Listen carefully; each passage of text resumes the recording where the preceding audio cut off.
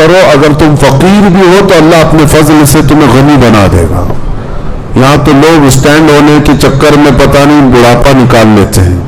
ابھی میں سیٹل نہیں ہوا, شادی کب کرنا ہے, ابھی سیٹل نہیں ہوا, سیٹل کب ہوگا, ابھی اسٹینڈ نہیں ہوا. تو کیا ایک پاؤں پہ کھڑے ہیں؟ ابھی چلتے پھرتے ہیں, سب کچھ ہے, کھاتے پیتے ہیں, لیکن ابھی سیٹل نہیں ہوئے.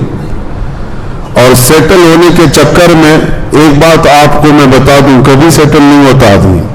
کبھی جو دماغ میں چل رہی نا وہ چیزیں کبھی نہیں آتی. اسی لیے نکاح کی اگر عمر ہو گئی ہے تو نکاح کر لیں. ابھی میں آپ کو بتاؤں, ایک نوجوان کا مجھے میسج بھی آیا.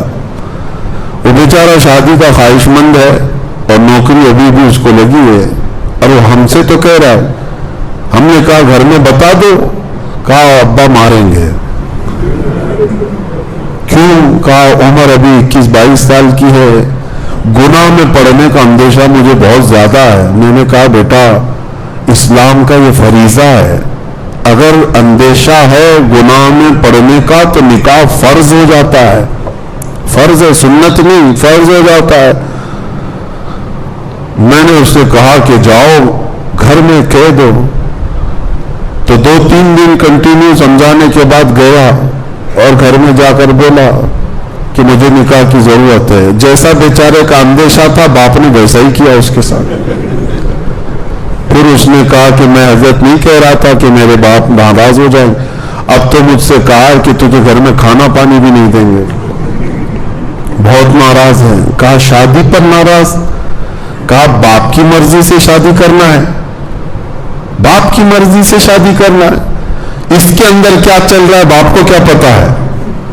میرے عزیزوں, جو اگر باپ ہیں تو ان کو میں بتاتا ہوں, کسی کو زور زبردستی اس طرح روک کر مت رکھو, نہ بیٹیوں کو نہ بیٹوں کو. ان کی اگر عمر ہو گئی ہے تو ان کو اپنی زندگی نبھانے دے دو. کچھ لوگوں کو ایسا لگتا ہے کہ اتنی جلدی کر کے کیا کرے گا, اتنی جلدی گناہ کے اڈے قائم کرے گا تو فرق نہیں پڑے گا. شادی کر کے ایک اچھا معاشرہ تشکیل دینا چاہتا ہے تو اسے آزاد رکھو.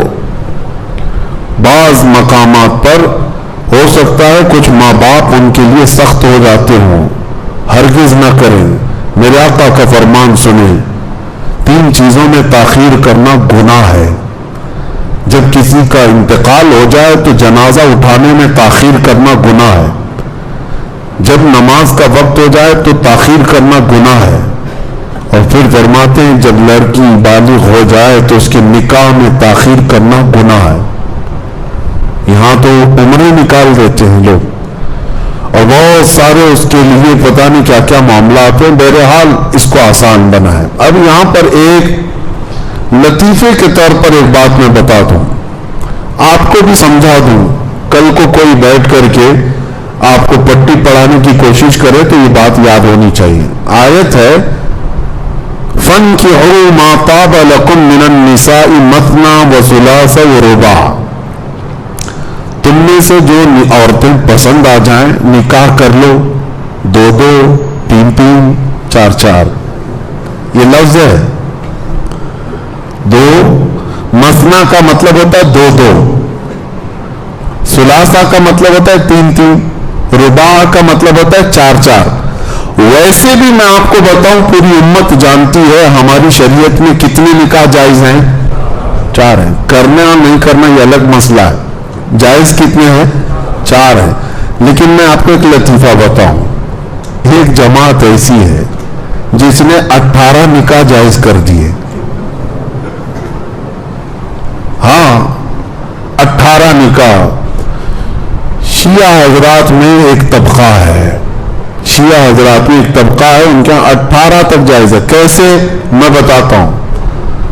2-2, 4, 3-3, 6-4 اور 4-4, 8. 8 اور 10, ہاں انہوں نے ایسے کیلکولیٹ کیا ہے.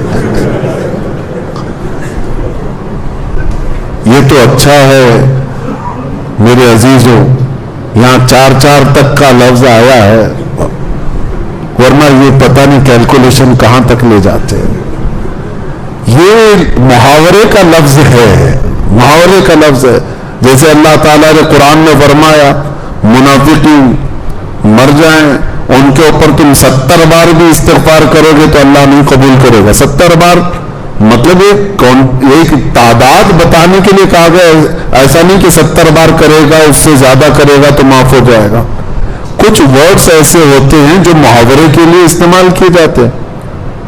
آپ کو اگر آپ سے یہ کہا جائے پانی پی رہے تھے آپ, پورا گلاس اٹھا کر کے پینے لگے, میں نے کیا کہا 3 گھونٹ پیو, ایک بار کر کے پیو. کیا کہا؟ ایک بار. ایک کا مطلب کیا ہوا؟ 2 ہو گئے. میں نے ایک لفظ جو ہے نا 2 بار استعمال کیا. ایک بار کہو, ایک بار استعمال کرو, اس کا مطلب وہ نہیں ہوتا کہ 2 ہو گئے. تو یہ اگر کوئی کل کو پٹی پڑا ہے ہمارے نوجوانوں کو اور 18 دماغ میں ڈالنے لگے تو سمجھ لینا کہ کہاں سے آ رہی ہے بات.